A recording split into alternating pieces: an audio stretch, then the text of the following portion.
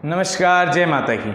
आप सबका स्वागत है हमारे इस चैनल पे, जिसमें आज हम विशेष रूप से अपनी ग्रहों की श्रृंखला में जिस विशेष ग्रह पर चर्चा करेंगे वह है मंगल।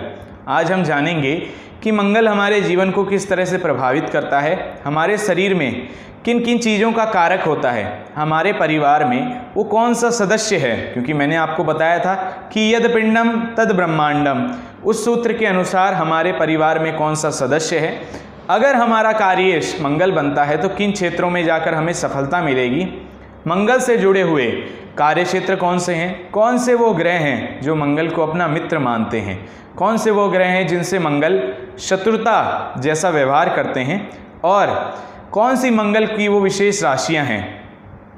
मांगलिक इस शब्द का प्रचलन हमारी संस्कृति में बहुत समय से देख रहे हैं, तो असल में मांगलिक क्या होता है, आज इन सब विषयों पर हमारी एक बृहद चर्चा होगी। तो आइए चर्चा करना आरंभ करते हैं। मंगल, सबसे पहले जान लेते हैं कि मंगल किस रंग का कारक होता है। देखिए, आपने सुना होगा कि जो मार्स है वो रेड प्लैनेट है, ये आपने भी सुना होगा, जो बात बिल्कुल ठीक है। मंगल का जो रंग है वो लाल है, तो हमारे शरीर में लाल रंग क्या होता है, रक्त, अर्थात जो हमारा शरीर है उसमें जिस तत्व का कारकत्व मंगल करते हैं वो है रक्त। अगर आपके शरीर में रक्त से जुड़ी हुई कोई भी समस्या आ जाती है तो इसके लिए आपको मंगल को विशेष रूप से देखना है, और उसके साथ साथ चंद्रमा को भी देखना है, क्योंकि चंद्रमा मैंने बताया था कि जितने भी लिक्विड हैं उन सब चीज़ों का कारक है। तो आपने क्या क्या देखना है, मंगल को और चंद्रमा को। तो ये तो था कि हमारे शरीर में वो किन चीज़ों का प्रतिनिधित्व करते हैं। आगे बढ़ जाते हैं, हमारे परिवार में वो किन चीज़ों के कारक हैं। देखिए, शास्त्र कहता है कि जो मंगल है वो पराक्रम का कारक होता है, बल का कारक होता है, तेज का कारक होता है। जितनी भी एग्रेसिव से भरी हुई चीज़ें हैं, जहाँ एनर्जी का, बाहुबल का विशेष रूप से प्रयोग करना है, उन सब चीज़ों के कारक होते हैं मंगल। तो ऐसा कौन है, देखिए, इस युग में तो मैं नहीं कहूँगा, लेकिन पहले जब भगवान राम को वनवास हुआ था तो उनके साथ जो उनके बल बनकर, जो उनका पराक्रम बनकर गए थे, वो कौन थे, लक्ष्मण जी। तो इससे हमें पता लगता है कि मंगल जो हैं हमारे परिवार में छोटे भाई के कारक होते हैं। तीसरे और छठे भाव में ये विशेष रूप से कारकत्व प्राप्त करते हैं, अर्थात तीसरे भाव में बैठा मंगल, छठे भाव में बैठा मंगल विशेष रूप से व्यक्ति को पराक्रमी बना देता है। लेकिन एक विशेष बात मैं और बताऊंगा आपको कि छठे भाव में अगर आपकी कुंडली में मंगल बैठा है तो ऐसे में कभी भी किसी को पैसे उधार मत दीजिए। अगर आप किसी को 10 रुपये भी उधार दे देंगे ना तो वो पैसा नहीं लौटेगा। तो ये विशेष वो सूत्र है जो आपने सुना होगा, कार को भाव नाश आए।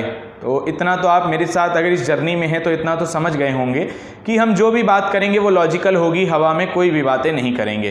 तो इस सूत्र को विशेष ध्यान रखिए। अगर आपकी कुंडली में छठे भाव से मंगल का किसी भी प्रकार से संबंध बन रहा है तो पैसा उधार नहीं देना है। आगे बढ़ जाते हैं। मंगल की जो राशियां हैं वो है मेष राशि और वृश्चिक राशि। इन दो राशियों को मंगल अपनी स्वयं की राशि समझते हैं। इन राशियों में बैठा हुआ मंगल और साथ ही साथ मकर राशि में बैठा हुआ मंगल अगर केंद्र में हो, उच्च का हो, स्वराशि का हो, तो ऐसी स्थिति में मंगल कौन से महापुरुष योग का निर्माण करता है, उसे कहते हैं जी रोचक नामक महापुरुष योग। अगर आपकी कुंडली में भी मंगल यहाँ है तो ये मानिए कि आप भी बहुत भाग्यवान हैं। आगे बढ़ जाते हैं। अब हमने ये तो जान लिया कि जी मंगल की ये दो राशियाँ होती हैं, लेकिन मंगल उच्च कौन सी राशि में होता है। मकर राशि में मंगल जो है उच्च के माने जाते हैं, और कितने डिग्री तक, 28 डिग्री तक मकर राशि में मंगल को उच्चत्व प्राप्त हो जाता है। इससे 7वीं राशि में आ जाइए, कर्क राशि में 28 डिग्री तक मंगल नीच के होते हैं और 28 डिग्री पर आकर परम नीच के हो जाते हैं। जैसा मैंने आपको बताया कि मेष और वृश्चिक राशि मंगल की अपनी राशियां हैं, तो मेष राशि में 1 से लेकर 12 डिग्री तक मंगल मूल त्रिकोणस्थ रहता है, और उसके आगे का मंगल सामान्य मंगल माना जाता है। मंगल जो हैं चंद्रमा, सूर्य और बृहस्पति को अपना मित्र मानते हैं, शुक्र और शनि को सम मानते हैं, और बुध और राहु के साथ शत्रुता रखते हैं। अब इससे क्या तात्पर्य है ये आपको आने वाली वीडियोस में पता लगेगा। अभी केवल आप इसको समझ लीजिए, इसको जान लीजिए, इसको याद कर लीजिए। इसको विशेष रूप से जब मैं गहराई में इसका वर्णन करूंगा तो आपको ये और अधिक समझ में आ जाएगा कि ये उच्च, नीच, मित्र, शत्रु, इनका क्या प्रभाव होता है। आइए आगे चलते हैं।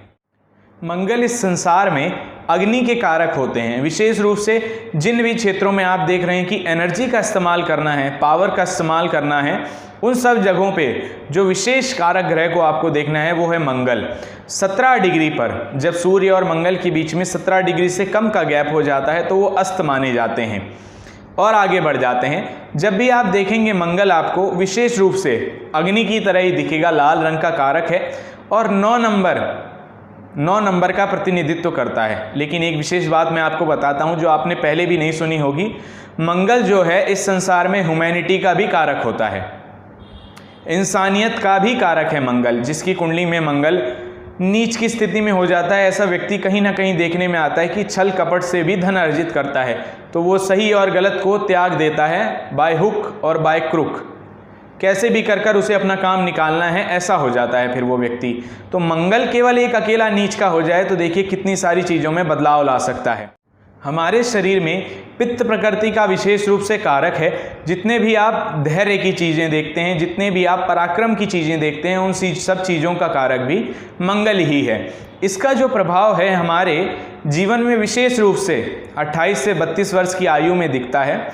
अगर आपकी कुंडली में, शास्त्र कहता है कि लग्ने व्यय चपाताले जा मित्रे चा अष्टमे कुजे कन्या भर्तु विनाशाय भर्तु कन्या विनश्यति, अर्थात अगर आपकी कुंडली में 1, 4, 7, 8, 12 में मंगल स्थित है तो आप मांगलिक हैं। देखिए यहाँ मैं केवल इतनी सी ही आपको विशेष जानकारी दूंगा, हम एक अलग से एक बृहद रूप से एक वीडियो बनाकर इस विषय में जानेंगे कि मांगलिक असल में क्या होता है। अगर आप मांगलिक हैं तो ये खराब है, और अगर आप मांगलिक हैं तो क्या मांगलिक का विवाह केवल मांगलिक से ही कराया जाता है। आज अगली वीडियो में हम इन सब विषयों पर भी एक विशेष चर्चा करेंगे, लेकिन आज केवल हम मंगल से जुड़ी हुई ही जानकारी प्राप्त करते हैं। तो आइए अब आगे बढ़ जाते हैं और जानते हैं कि मंगल से जुड़े हुए व्यापार कौन से हैं। देखिए मंगल जो है अग्नि तत्व का कारक है, पित्त प्रकृति का कारक है और रजोगुणी ग्रह है। तो इससे जुड़े हुए व्यापार कौन से होते हैं आइए जानते हैं। मंगल जो है अग्नि तत्व प्रधान ग्रह है, तो इसीलिए अग्नि से जुड़े हुए जितने भी कार्य हैं वो सब मंगल के अंडर आ जाते हैं। जैसे रेस्टोरेंट्स जहाँ खाना बनना है, मुख्य रूप से आप उसके लिए शुक्र को देखेंगे, लेकिन उसके साथ साथ जहाँ जहाँ अग्नि का प्रयोग होगा आपको मंगल को भी देखना आवश्यक है। आर्मी, पुलिस, NGO, CID, ये जितने भी कार्य हैं ये सब मंगल के अंडर आ जाते हैं। अगर आपको कभी भी आर्मी में जाना है तो आपके मंगल को विशेष रूप से बलवान होना होगा, तभी ही आप आर्मी में उच्च पदस्थ अधिकारी बन सकते हैं और आपको आर्मी के क्षेत्र में, डिफेंस के क्षेत्र में विशेष सफलता प्राप्त हो सकती है। तो ये थे मंगल से जुड़े हुए कुछ व्यवसाय। आज हमने मंगल से जुड़ी हुई बहुत सी विशेष जानकारियां प्राप्त की। ऐसी ही विशेष जानकारियों के लिए बने रहें हमारे साथ हमारे इस चैनल पे। और अब आखिर में मैं आपको मंगल से जुड़ा हुआ एक विशेष उपाय बताता हूं। अगर आपको लग रहा है और अगर आपकी कुंडली में मंगल नीच की स्थिति में है, कमजोर स्थिति में है, बाल अवस्था में है, मृत अवस्था में है या फिर शत्रु ग्रह से पीड़ित है, तो आप इस विशेष उपाय को कर अपने जीवन में अपने मंगल को बलवान कर सकते हैं और तभी ही आपको प्रॉपर्टी का सुख प्राप्त होगा, क्योंकि मंगल प्रॉपर्टी के भी कारक होते हैं, भूमि के कारक भी मंगल ही होते हैं। अगर मंगल कमजोर तो इन सब चीज़ों में कहीं ना कहीं आप लैक होंगे हमेशा। तो आइए उस विशेष उपाय को जान लेते हैं। जो मंगल हैं उसके जो स्वामी हैं वो हैं हनुमान जी। तो अगर आप नित्य केवल 9 मंगलवार, ज़्यादा नहीं करना है, केवल 9 मंगलवार हनुमान जी की नित्य आराधना करते हैं, भगवान का जो श्रृंगार होता है जिसे चोला चढ़ाना कहते हैं, केवल 9 मंगलवार अगर उस कार्य को भी कर लेते हैं तो जो आपके आर्मी वाले रास्ते हैं, अगर डिफेंस की कई समय से तैयारी कर रहे हैं और उसमें आपको सफलता नहीं मिल रही है तो केवल इस एक उपाय को करके देखिए। 9 मंगलवार भगवान जी को चोला चढ़ाइए। अब चोले में क्या क्या सामान होता है वो आप जानते ही हैं, अगर आप नहीं जानते हैं तो आप कमेंट में पूछ सकते हैं, मैं आपको बता दूंगा। लेकिन इस विशेष कार्य को अगर आप करते हैं तो उससे आपको लाभ अवश्य पहुँचेगा। मैंने नीच का जिसका मंगल था उस व्यक्ति को भी इस उपाय को करने के बाद आर्मी में जाते हुए देखा है, तो ये प्रत्यक्ष रूप से मेरे सामने प्रमाण है, इसीलिए मुझे इस उपाय पर इतना ज़्यादा भरोसा है। तो आप इसे करिए, आपको भी लाभ होगा। अगर आपको बेवजह का क्रोध आता है, बेवजह का गुस्सा आ जाता है, और जब गुस्सा आता है तो आप अपने ऊपर कंट्रोल नहीं रख पाते हैं, ऐसी स्थिति है, तब भी आपको इस विशेष उपाय को करना चाहिए। इससे आपके अंदर धैर्य प्रधान हो जाएगा, और कहीं ना कहीं क्रोध की मात्रा कम हो जाएगी। तो मैं आशा करता हूँ आप इस विशेष उपाय को करेंगे। आने वाली वीडियोज़ में हम अपने ग्रहों की श्रृंखला में आगे एक विशेष चर्चा करेंगे, जिसमें बुध ग्रह, बृहस्पति ग्रह, शुक्र, शनि, राहु और केतु, इन सब विषयों पर हमारी चर्चा होगी। तब तक के लिए बने रहें हमारे साथ, हमारे इस चैनल पे। जय माता की।